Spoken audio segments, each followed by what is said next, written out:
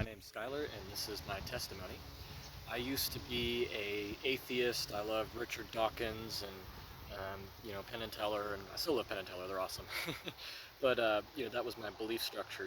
They said that nothing will make a atheist faster than reading the Bible, and that was my belief structure. There's a lot that goes into that, and I'll talk about that more. But before I sort of get into my story, I first just want to say, just give everyone sort of a trigger warning that watches this, that I will probably get pretty real and talk a lot about suicide and abuse and things like that.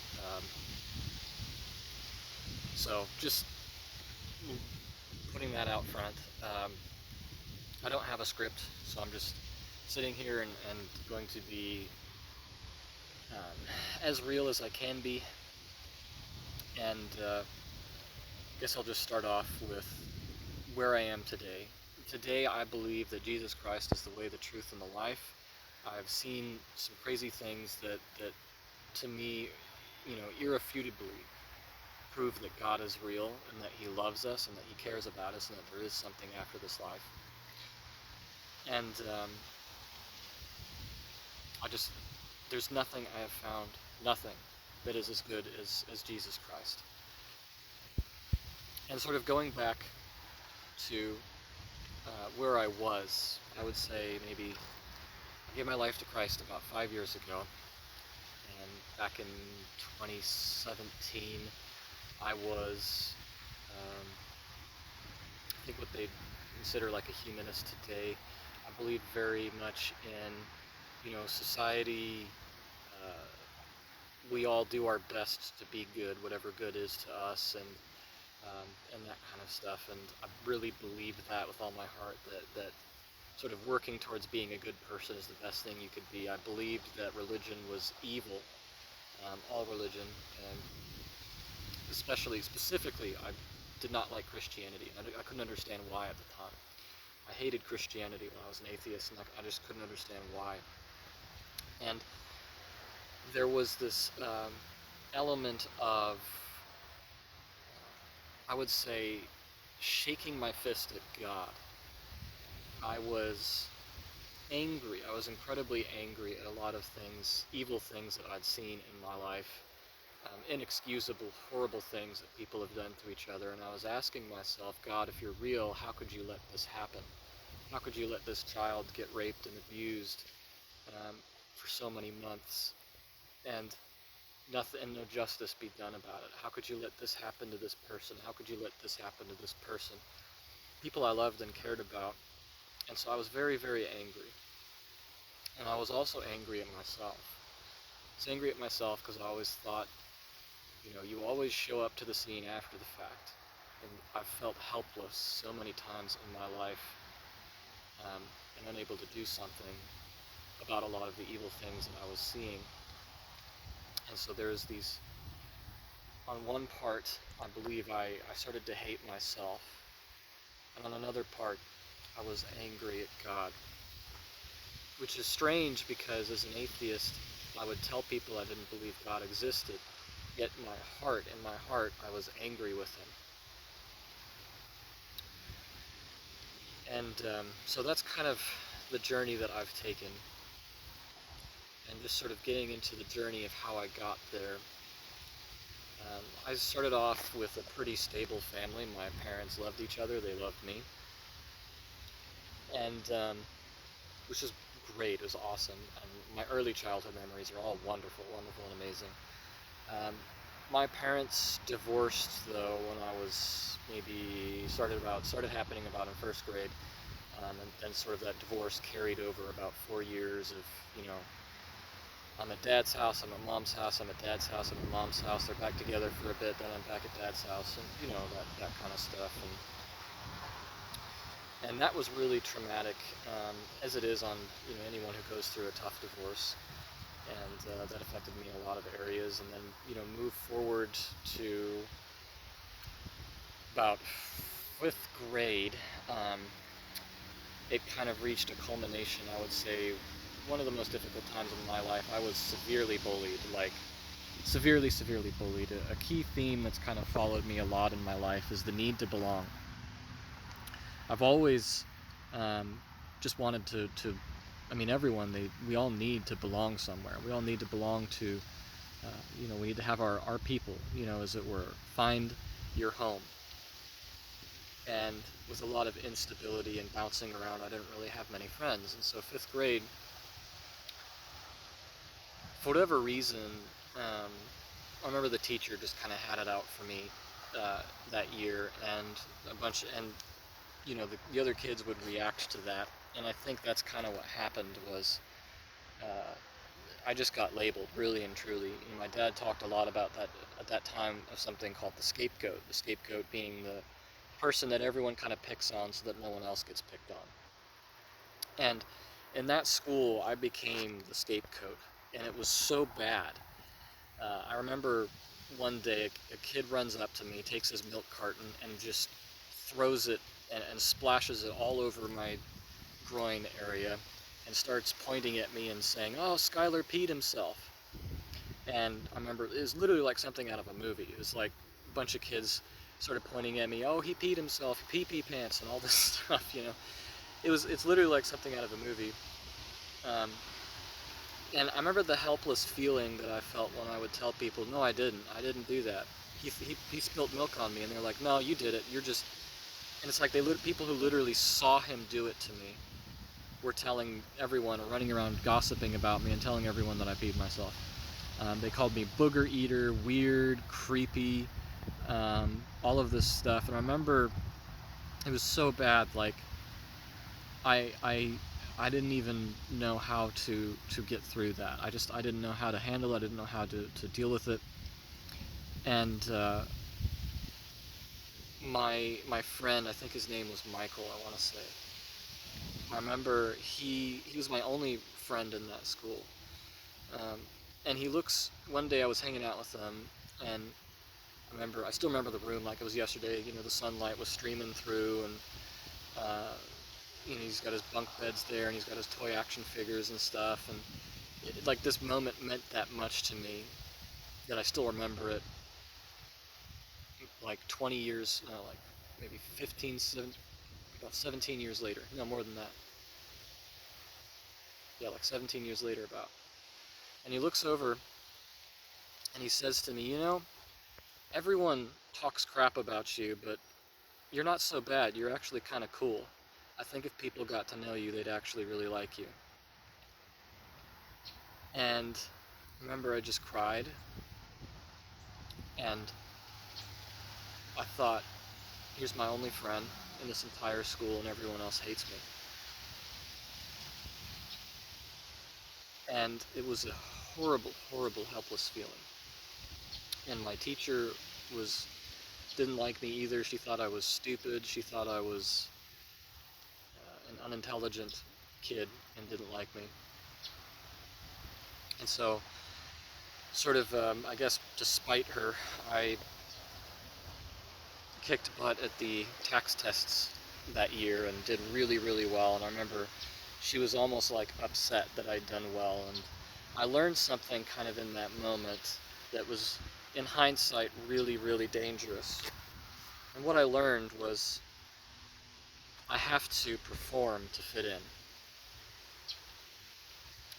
I learned that if I'm not smart, and if I don't find a role in a social circle that people like, and that commands some level of respect, then I'm going to get picked on and bullied again. And I don't want that ever to happen again. And so what sort of happened to me after that was I became, what they call a preppy. And I worked very, very hard in school, and that was my entire sense of identity. I started carrying physics books around and reading physics books from people like Michio Kaku, and I'm covered in ants right now. Michio Kaku and what was his name? There's another guy, and I absolutely loved Tesla too. Like I just carry these books around from these people, and I barely even read them, but I just wanted to look smart. and it worked. It was and the fact that it worked made me feel even worse, because people would call me, "Oh, Skylar's a prodigy. He's a genius. He's going to grow up to be a scientist or a physicist someday." And my teachers loved me, and I just wanted to belong. I just wanted to fit in, and I realized I was making my parents proud by doing this. I was making my teachers proud by doing this, and I was fitting in. And to to make measures even worse, as I was sort of, it's almost like I was losing my soul to to gain the approval of people. That's how it felt to me. Like something inside me was just dying. And I was on Adderall, like high dosages of Adderall during this time as well. And I remember at the end of 6th grade, something inside me just broke. As I worked so hard the entire year, I got perfect on all 3 of my tax tests. Didn't miss a single question. And I remember looking down at the paper, looking down at the grade, and something inside me in that moment just broke. Just completely and entirely broke. As I realized I'd have to do this for another 6 years. And then after that, college. And then for that, the rest of my life.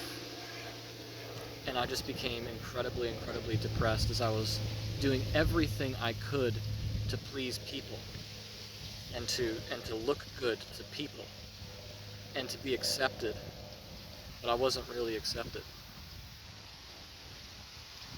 And that was the hard thing to understand. I knew that everything I was doing was a lie, because that's not really who I was. I didn't want to read those physics books. I didn't really care for them. I didn't care for a lot of the schoolwork I was doing. I didn't care for it at all. But I just wanted to fit in. And around sort of the end of 6th grade, after that break happened, I had a doorway open to me. I could have started taking college classes in 6th grade because I did so well on the tests, and I didn't even take it. I didn't go that direction. It's because something inside me just said, no, this isn't who I am. Something's wrong. And after that, in combination with the Adderall, and we're not fully sure what happened, but I completely lost my mind. I began to develop severe suicidal thoughts. Even as a child, I would point a knife at my chest and ask myself if I really wanted to be here. And that thought just started getting worse and worse and worse. And to as if that wasn't bad enough in itself, I started to develop severe, severe OCD. I would sit there flipping light switches on and off for hours. I could never sleep. I would bash my head into walls until the wall dented. I I would make weird sounds all the time, nervous twitches, and the doctors thought I had something called pandas. They thought a lot of different things, but the thing we arrived at was pandas, which is an autoimmune disease, as I understand it, where the brain sort of eats itself. And I was basically told that I was never going to be normal, I'd never recover, and I was going to just be a damaged person the rest of my life. And I barely have any memories from 7th to 8th grade. I just have a couple scattered moments. And most of them I remember very often, just my head down on my desk. I wore long hair so that I could, when I put my head down on my desk, people would think I was sleeping, not crying. I didn't have any friends, and it was bad. It was a really bad time in my life. And I remember in the mix of all of that, I was having this weird compulsion. It was almost like a whispering in the side of my mind that told me that if I write, I'll sell my soul to the devil. And so I couldn't write for almost 4 years. I could barely write. Anything I would write down on paper, I would violently scratch it out. And it was truly because my teachers pitied me so much that I didn't get held back in school. And in the middle of all this, my parents they didn't get back together, but my mom flew down and, moved back in nearby to be a support during this time. And I was having seizures constantly as well, and it was a bad time in my life. And I remember after 6th grade, we moved down here to Austin to be with my family. My aunt, who was the only Christian in the family, and um, she started taking me to church occasionally. I would always cover my ears, and there was just something about it that my heart was very hard, and I was very hurt by life and by people. And I remember one day, my memories during this time are so fragmented, but I do believe I got baptized one of those days. And after I moved in with my aunt, she started praying for me, because I know my aunt, that's what she was doing. She was praying for me. And my symptoms started to go away. I started to be able to write. I started to be able to function, and I stopped flipping light switches on and off all the time, and I started actually getting friends at school. And I remember my dad met his new wife, around that time, and she was wonderful, wonderful, wonderful woman. And that stability, my dad sort of set down the roots, and we weren't moving anymore, and that stability really helped. And so sort of towards the end of middle school, I started getting a lot of friends, and I'd have friends come over almost every single day, and we'd play video games and Minecraft and stuff, and I found a place where I felt like I belonged, which I really needed. And in high school, I was actually put in a sped class. And I remember, I kept asking myself, man, am I damaged? I can't do anything anyone else can do. And it was difficult.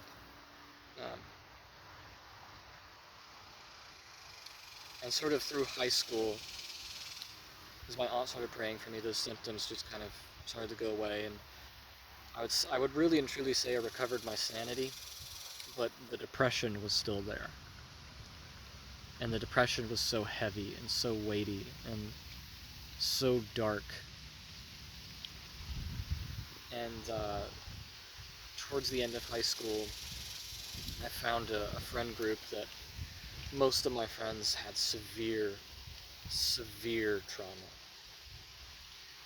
And this is where I started to go through my rebellious phase. I had a friend whose dad pulled a gun on the family and turned out to be a pedophile. I had a friend whose dad raped his own kid. I had a friend whose father abused her every single day verbally, telling her she's a disappointment. One day she told the man that she was struggling with suicidal thoughts, and he told her to go borrow the neighbor's gun. And in combination with that, she was ritually abused by an older man when she was younger, and the man was still out there on the streets and nothing happened. There was even more than that. And I just thought, God, how could you let this happen?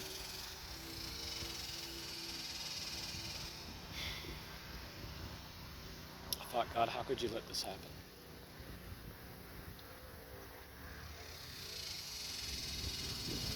And this idea of a good, loving God, I couldn't It was hard for me to accept. And I always thought, well, if God's real, then he would have done something about that. That he would have protected my friend. And I felt really helpless. Like I kept showing up after the fact and trying to pick up messes, but I couldn't do anything about what had happened, and I couldn't prevent anything from happening. And I started to get into, I would say, an existential crisis of the world's a horrible, horrible place and I don't want to be in it. That's what I was starting to feel.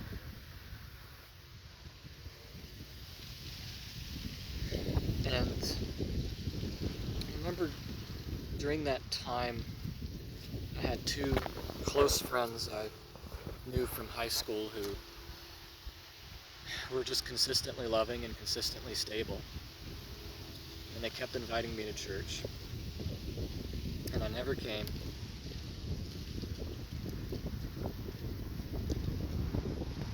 And I was jumping between thing to thing to try to fill this empty void in my heart. Pornography, addiction, relationships, people pleasing, just trying to fit in, video games. And nothing I did made me feel better. I remember in my last relationship, I was so depressed. My partner, after we broke up, I apologized to her, and she told me I felt like I was an obstacle to your happiness. And it occurred to me that my depression wasn't just affecting me. It was affecting the people around me too. And around this time, I had severe thoughts of self-harm consistently. And that was something I battled with for a long, long time.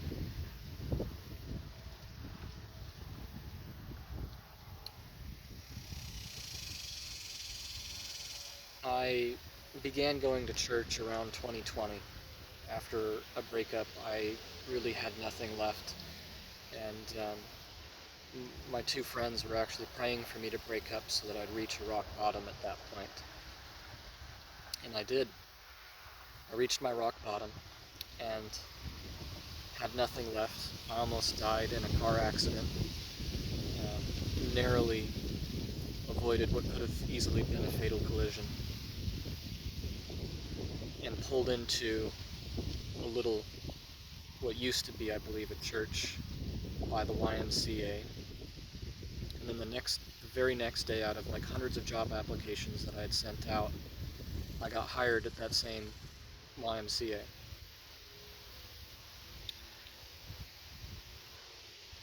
Well, the same branch, not the exact location. And that's when I first started kind of waking up of like, well, that's crazy coincidence. And I started spending a lot more time with my two friends who were Christian, and I started to argue with them about their faith regularly.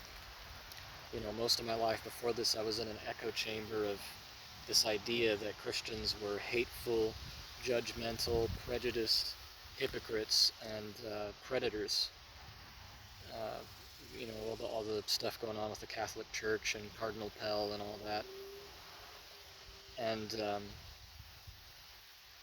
so I would voice my opinions with them, and they would sort of allow me to set those things there and correct me on a lot of different views of what Christianity really is and who Jesus truly is. And I remember around 2020, I went to church, and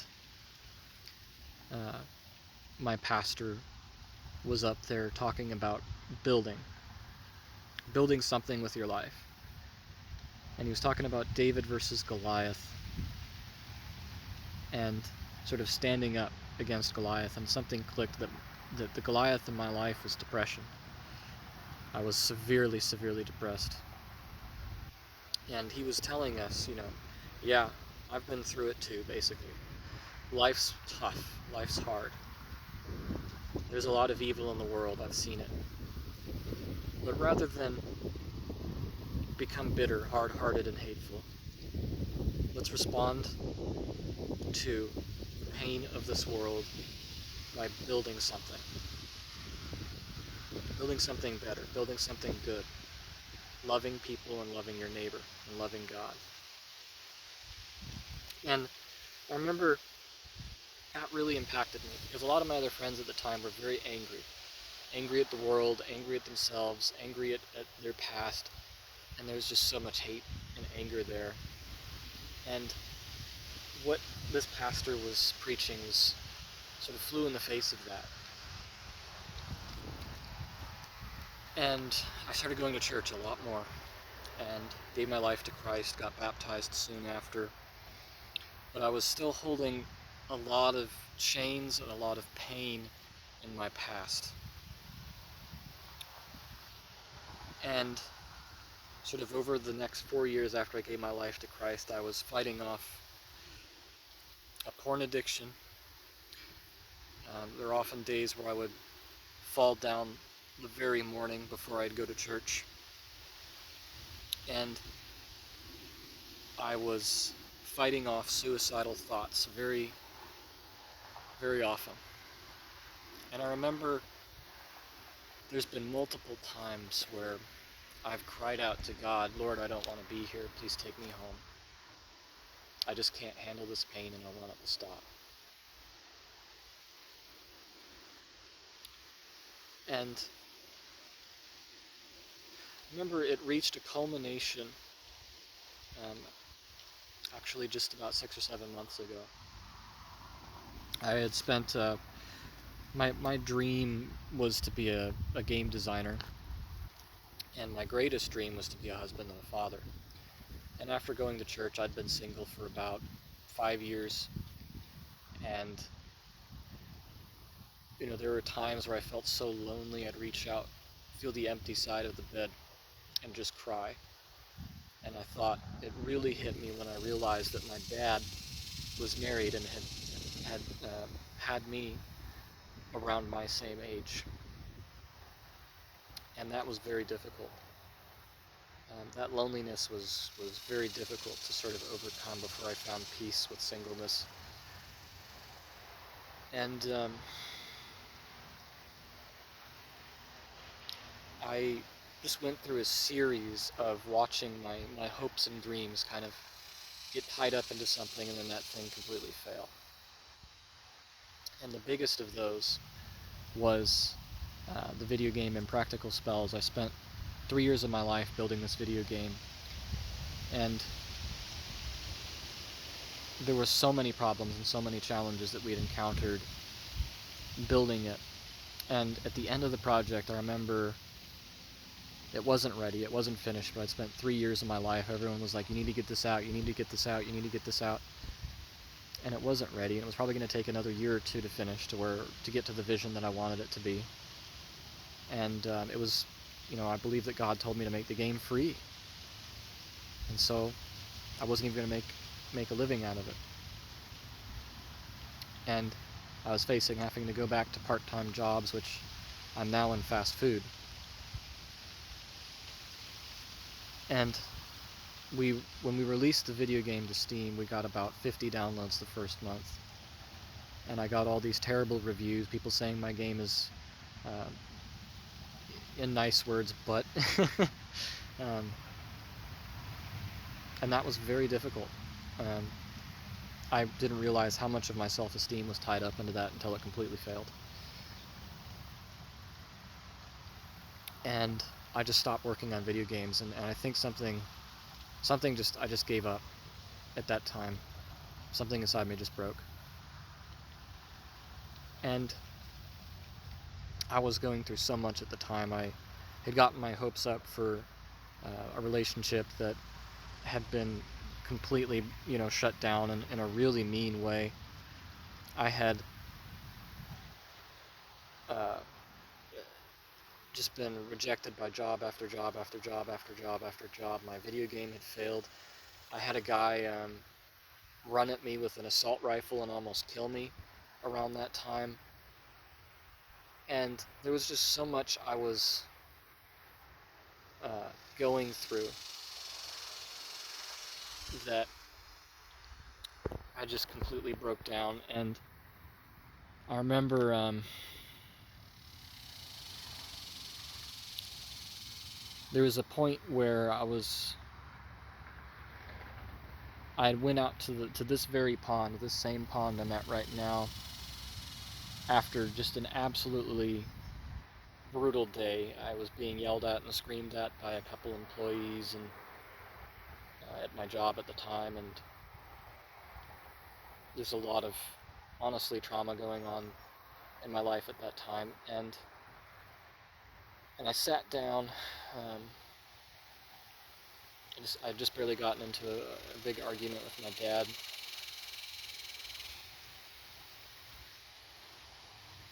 And I sat down at this very pond, and I just heard a song of praise in my head.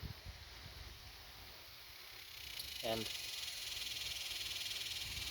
I began singing Amazing Grace.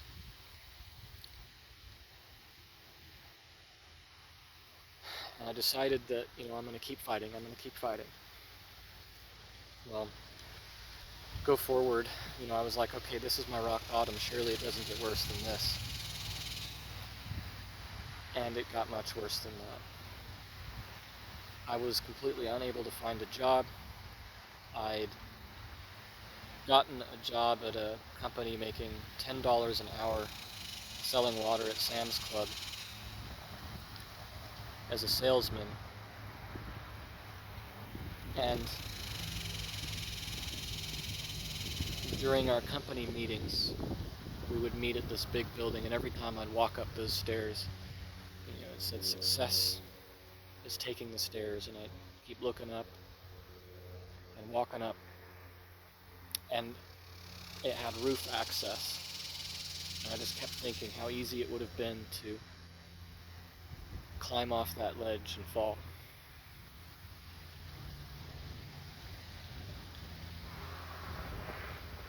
And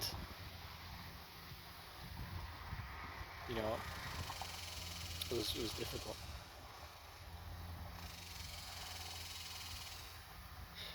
I remember around that time, I just had a complete meltdown, quit that job, kept looking for a new job, couldn't find one, was going through a lot of other things on the side as well. And one day, just a lot had happened, and I ran out into the woods, and I was going to decide in that moment, either I'm going to be here or I'm going to not, because I can't handle this pain. Either I'm going to be here or I'm going to not. And I remember it started raining, and it was pouring rain on me, and I was thinking of everything wrong in my life, and decided either I'm going to endure to the end, or I'm going to go home.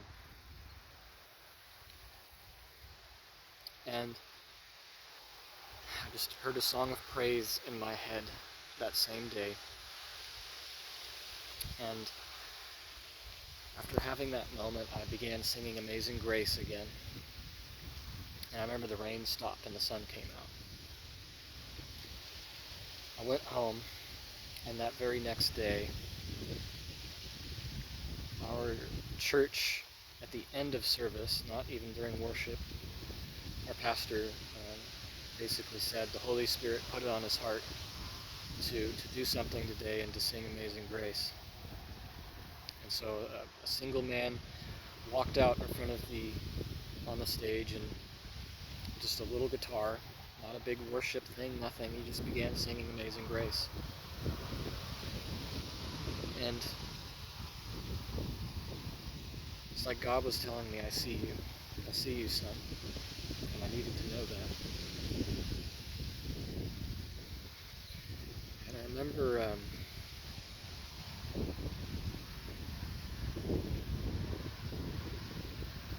just in hindsight, so many moments where God showed up in small things like that. And I know that God is as real as the ground beneath our feet. And a lot of people, when they're first born again or they're first saved, they think life's going to be easy. And that's not true. The Bible says, if you wish to be my disciple, pick up your cross and follow me. The cross is heavy. It's hard to carry. And sometimes it's very difficult to work towards making the world a better place without facing conflict and persecution.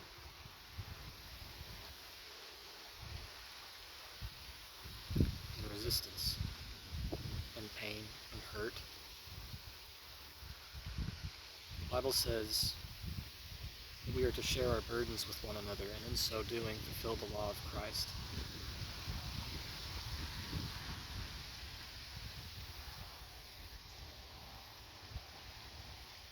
And today I know beyond a shadow of a doubt that Jesus Christ is the way, the truth, and the life.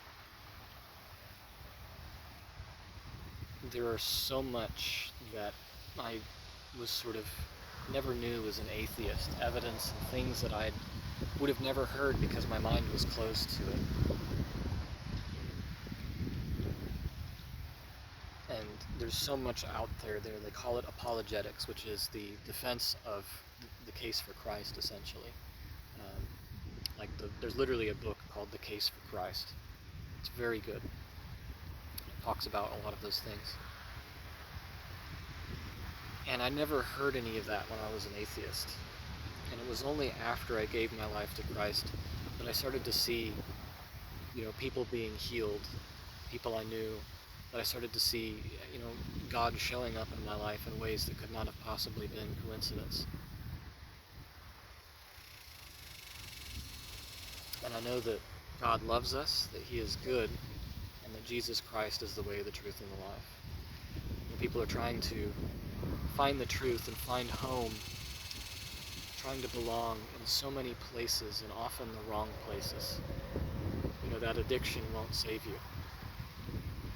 That degree, that job, that amount of money, or that relationship, or whatever it is, that place of belonging that we're seeking in the world, it's not Jesus.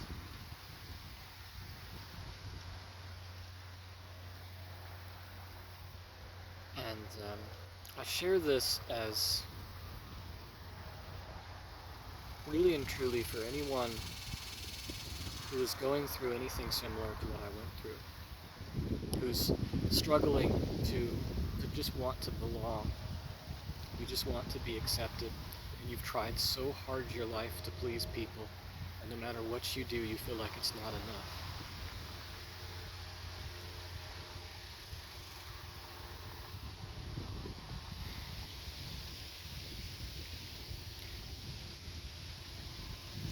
I believe that's a place that only Jesus can fill in your heart. It's only a place that Jesus can fulfill in mine.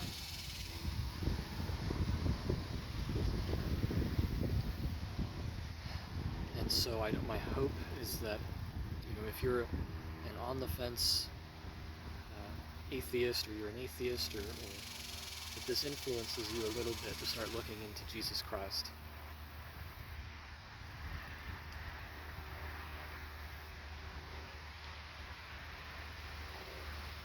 Because He is good. He's the only